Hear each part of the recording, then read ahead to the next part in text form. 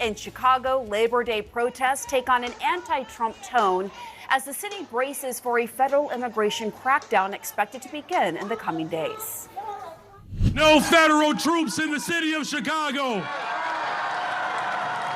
No militarized force in the city of Chicago.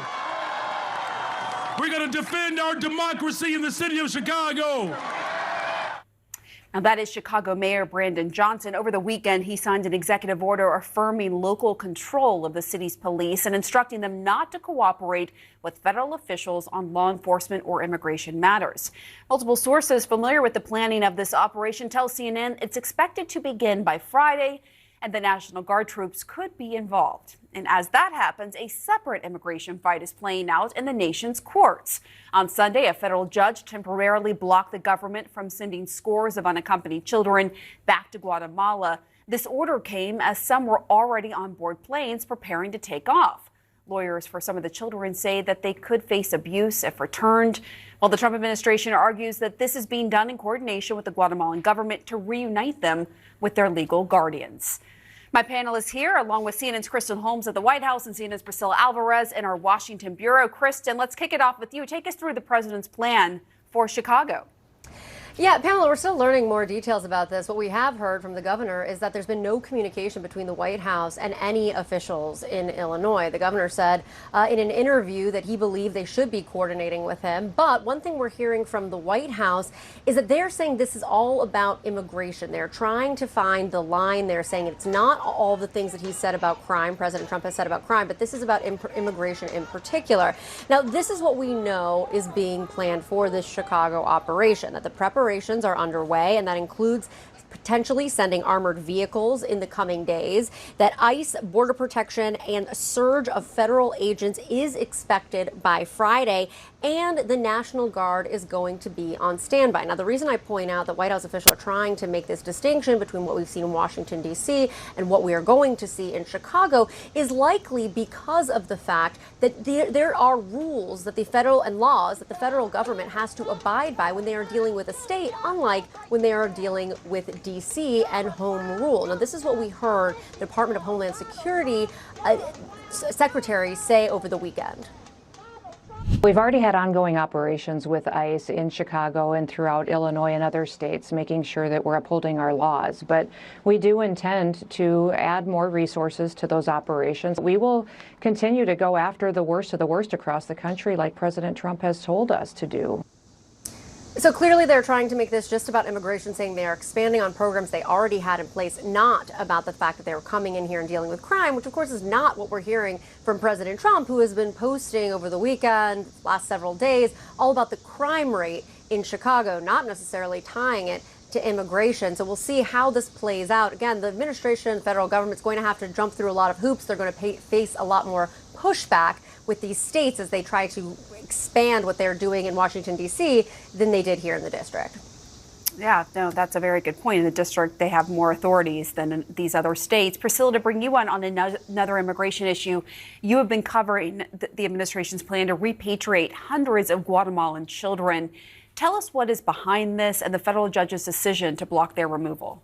Pamela, the Trump administration has been fixated on unaccompanied migrant children for months now. They say that the Biden administration mishandled these children and their cases, and it is something that they have issued multiple policies on. But this move to repatriate them to Guatemala is unprecedented, according to my sources. What we know from today is that the Justice Department confirmed that 74 children who were placed on planes yesterday to be sent back to Guatemala have been returned to U.S. custody as these proceedings are ongoing.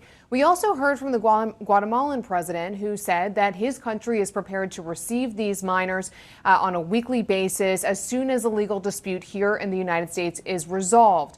But to rewind here, what happened was late Saturday into the early morning hours of Sunday, attorneys who represent these children were notified that their clients were going to be repatriated to Guatemala. Meanwhile, the shelters where these kids are being taken care of were told to prepare the children for discharge within a matter of hours, collecting their personal belongings, any medications that they were on, as well as snacks for the flight. Now, all of this caused alarm among attorneys who were blindsided that their clients were going to be returned because they are still in immigration proceedings in the United States. The children we're talking about here, Pamela, are children who arrived to the United States southern border alone. They are waiting in custody to be reunited with U.S.-based family members, where they continue through these proceedings to determine if they have protection in the United States. So a lawsuit was filed early on Sunday. In fact, the federal judge said herself during proceedings yesterday that she was awoken at 2:30 in the morning as all of this was ongoing, and she ultimately blocked their removal for now. Now, the Trump administration is pushing back, saying that this is being done in coordination with the Guatemalan government and that they are being reunited with their parent or legal guardian in country. The reason, however, this is so complicated is because for some of these kids, being returned home isn't the best option for them because that is what they were fleeing. In fact, in the lawsuit, a 10-year-old says that her mother is deceased and she was fleeing abuse and neglect from family members at home in Guatemala. And I'll finally note that there are cases where children do choose to go back to their country of origin. But even in those cases, Pamela, they have to go before an immigration judge so that the judge can unpack why that is and to determine whether they truly are better off in their country of origin than in the United States. So this is a vulnerable population, one the administration is focused on. And now we'll have to wait to see what happens in proceedings in the days to come. All right, a lot of information there. Priscilla Alvarez, Kristen Holmes, thank you so much. And my panel joins me now in the arena. CNN contributor and New York Times journalist and podcast host Lulu Garcia-Navarro, CNN political commentator Jonah Goldberg, Democratic strategist Adrian Elrod, and CNN senior political commentator Scott Jennings. Great to have you all with me on this Labor Day. Thanks for coming in on the holiday. So, Jonah, I want to start with you on what Illinois Governor J.B. Pritzker said yesterday in his latest back and forth over the president's plans. Let's listen. It's clear that in secret they're planning this, well, it's an invasion with U.S. troops if they in fact do that.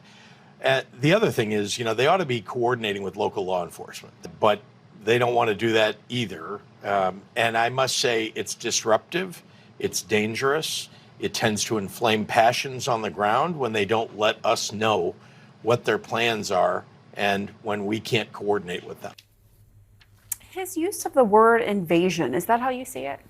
Invasion, no. Look, I don't like these National Guard deployments. I think that they should come with an invitation from the governor, as is historically the case. In the case of D.C., it's a little more complicated because it's within the president's power to do it here.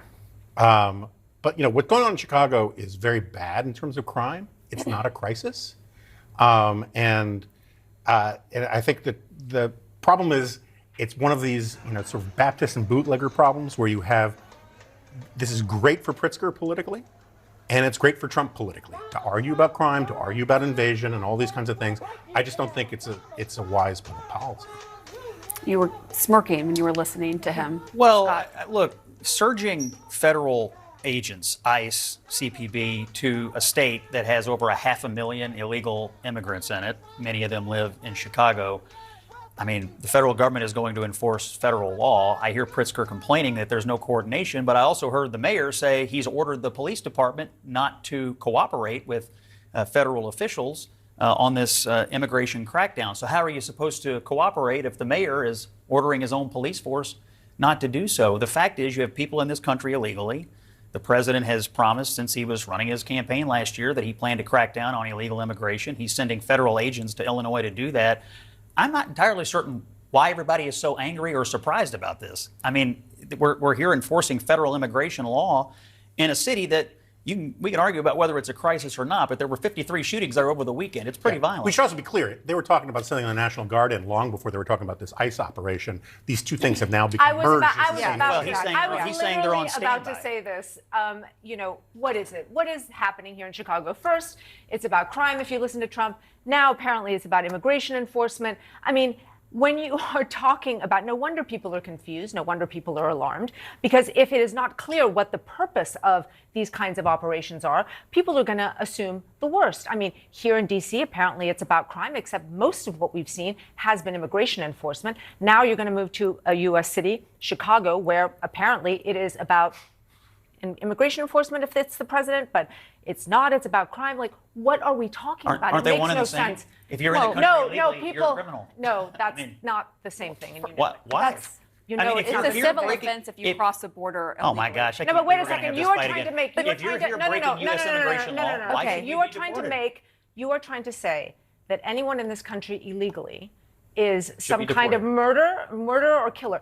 No. Crime is a different thing. Shootings, muggings, the Right. things the president Make talks sure- about are different than immigration enforcement. Those are two different things. They're dealt with by different groups of law enforcement. They are two different things. To conflate them is disingenuous.